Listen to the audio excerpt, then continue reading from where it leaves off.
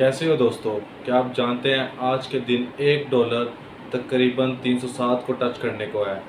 €1 324 को टच कर रहा है और £1 तकरीबन 380 तक पहुंच गया है। क्या आप जानते हैं इन सारी महंगी करेंसीज के अलावा भी एक और महंगी करेंसी है जो कि है दुनिया की सबसे महंगी करेंसी। क्या आप गैस कर सकते हैं वो कौन सी करेंसी है?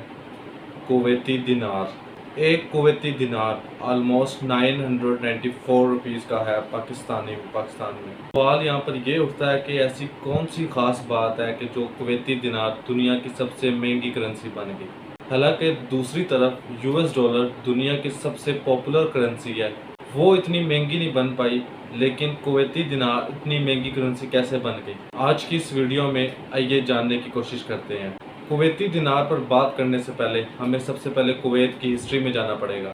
आपको ये बात जानकर बहुत हैरत होगी दोस्तों कि आज से तकरीबन 70-80 साल पहले कुवैत में जो करेंसी इस्तेमाल होती थी उसे इंडिया की गवर्नमेंट की तरफ से ऑपरेट किया जाता था। Reserve bank of India Kuwait की करेंसी बनाया करता था एक टाइम पर, और उस करेंसी का नाम था गल्फ रुपी। और आप इस नोट पर भी देख सकते हो कि गवर्नमेंट ऑफ इंडिया लिखा हुआ है।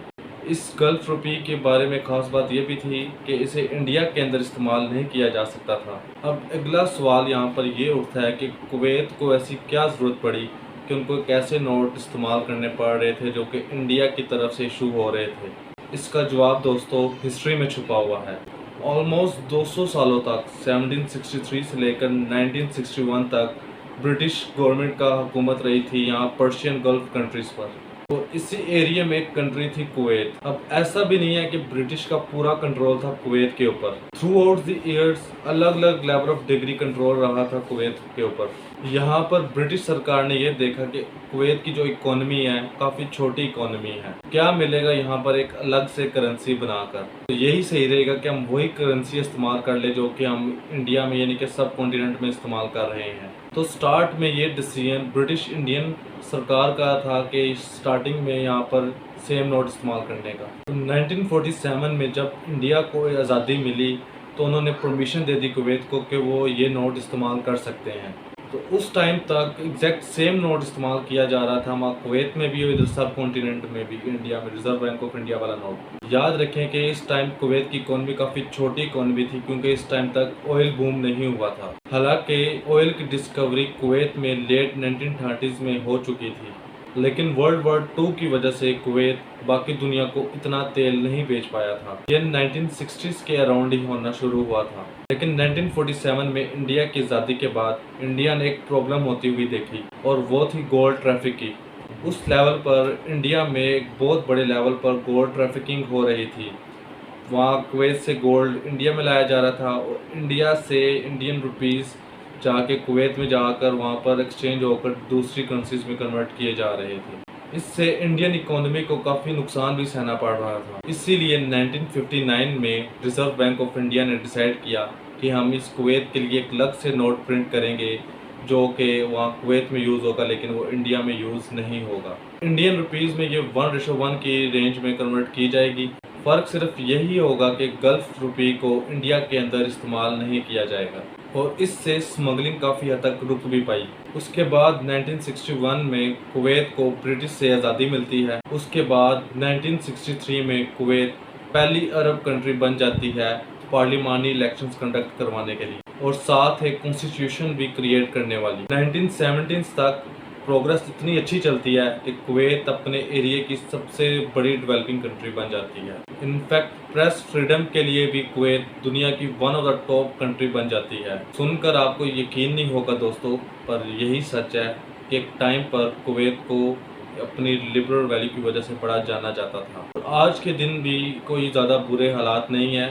आज के दिन भी कुवैत की जो प्रेस फ्रीडम इंडेक्स है वो काफ़ी अच्छी है, बेहतर है। अर्ली 1960s में कुवैती दिनार को फर्स्ट टाइम इंट्रोड्यूस किया जाता है और इसका प्राइस सेट किया जाता है 13.33 = 1 कुवैती दिनार। 1966 तक ये गल्फ रुपी काफ़ी सर्कुलेशन में रहता है, लेकिन उसके बाद रिजर्व बैंक ऑफ इंडिया को भी डिवैल्यू करना पड़ जाता है इस अपने नोट को। ओमान, कतर, यूएई ये सारी कंट्रीज़ अपने खुद की करेंसीज इंट्रोड्यूस करवाती है। इसके बाद 1975 में कुवैती दिनार का एक्सचेंज रेट फिक्स कर दिया जाता है 2 बकेट ऑफ करेंसीज। और ये फिक्स्ड करेंसी मतलब कि बास्केट है, उसके अंदर डिफरेंट टाइप ऑफ करेंसीज है। 30% डॉलर है, 20% पाउंड है, ऐसे करके एक मिक्स्ड करेंसी जिनकी वैल्यू एक कुवैती दिनार है। ऑब्वियसली मेन सवाल यहाँ पर यही है कि कुवैत ने अभी तक आज तक अपनी करेंसी को फिक्स करके क्यों रखा हुआ है। और अपनी कंट्री की करेंसी को फिक्स करने के काफ़ी नुकसान भी हैं। जैसे आप अपनी करेंसी को फिक्स कर लेते हैं तो आप किसी की दूसरी कंट्री के भरोसे बैठे रहते हैं अपनी इकोनॉमी ग्रोथ के लिए। फॉर एग्जाम्पल, अगर आप अपनी करेंसी को यूएस डॉलर के साथ फिक्स कर लेते हैं तो कल को अगर यूएस डॉलर नीचे जाएगा, यूएस इकोनॉमी नीचे जाएगी, तो उसके साथ साथ फिर आपकी इकोनॉमी भी नीचे ही जाएगी, क्योंकि आपकी करेंसी यूएस डॉलर के हिसाब से ही चल रही है। तो इस चीज़ को अवॉइड करने के लिए कुवैत ने अपनी करेंसी को एक बास्केट ऑफ करेंसीज के साथ फिक्स कर दिया है। यहाँ पर दूसरी बात यह है कि जब आप अपनी करेंसी को फिक्स करते हैं तो आपको उसको मेंटेन करके भी रखना पड़ता है। और मेंटेन करने के लिए आपके पास एक sufficient supply of foreign exchange reserve होने चाहिए अपनी कंट्री के अंदर। मेंटेन करने का मतलब क्या है कि देखो, किसी भी करेंसी को मार्केट में जो सप्लाई एंड डिमांड आ रहा है उसको झेलना पड़ेगा, उसे अवॉइड नहीं किया जा सकता। तो फिक्स्ड में यही है कि जो सप्लाई एंड डिमांड की फोर्सेस आ रही हैं मार्केट में, उसको काउंटर करने के लिए आपकी गवर्नमेंट के पास फॉरेन रिजर्व इनफ होने चाहिए।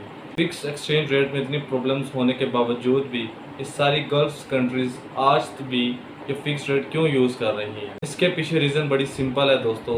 इन कंट्रीज़ की इकोनॉमी ऑयल बेस्ड इकोनॉमी है। जैसा कि हम सभी जानते हैं दोस्तों कि ऑयल का प्राइस बहुत ही वॉलेटाइल है, बहुत ही तेज़ी से ऊपर नीचे होता रहता है। और अगर ये कंट्रीज़ फिक्स्ड मेथड को छोड़कर फ्लोटिंग मेथड यूज़ करना शुरू हो गई तो ऑयल के प्राइस की डिमांड और सप्लाई को देखते हुए इन कंट्रीज़ की करेंसी भी काफ़ी ऊपर नीचे होती रहेंगी, अपनी वैल्यू को काफ़ी ऊपर नीचे करती रहेंगी। और इस चीज़ को अवॉइड करने के लिए इन कंट्रीज़ ने आज तक फिक्स एक्सचेंज रेट को इस्तेमाल कर रखा है। फॉरेन रिजर्व्स की इस कंट्री के पास कोई भी कमी नहीं है, क्योंकि बहुत सारा पैसा कमाया है इस कंट्री ने ऑयल बेचकर।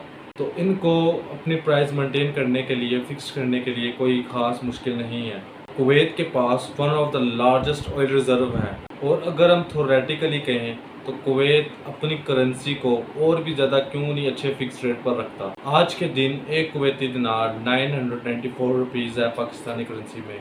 तो ये क्यों नहीं कहता कि चलो भाई 2000 पाकिस्तानी रुपीज़ एक कुवैती दिनार के बराबर है। अब थोरेटिकली कहें तो कुवैत ये कर सकता है, लेकिन इस चीज़ को मेंटेन करना उतना ही मुश्किल होता चला जाता है, उतने ही ज़्यादा फॉरेन एक्सचेंज रिजर्व्स की ज़रूरत पड़ेगी। कंक्लूजन पर आए दोस्तों, तो किसी भी करेंसी की जो सी वैल्यू है वो इंडिकेटर नहीं है कि उस कंट्री की जो सी इकोनॉमिक ग्रोथ है वो कैसी है।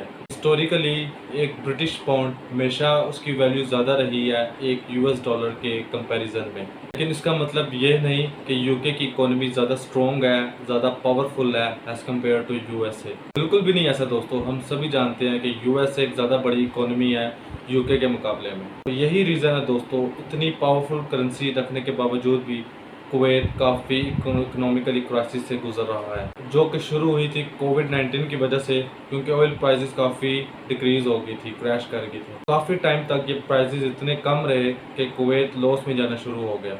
और ऊपर से कुवैत एक ऐसा कंट्री है जो अपने सिटीजन्स के लिए बहुत सारा पैसा इन्वेस्ट करता है। कुवैत में दोस्तों free health care, free education, cheap electricity, cheap gasoline. तो वहाँ की गवर्नमेंट के पास कोई और अदर इनकम नहीं है, वे ऑफ इनकम नहीं है सिर्फ ऑयल के अलावा। और कोशिश की जा रही है कि गवर्नमेंट डाइवर्सिफाई करे अपने रेवेन्यू रिसोर्सेज को।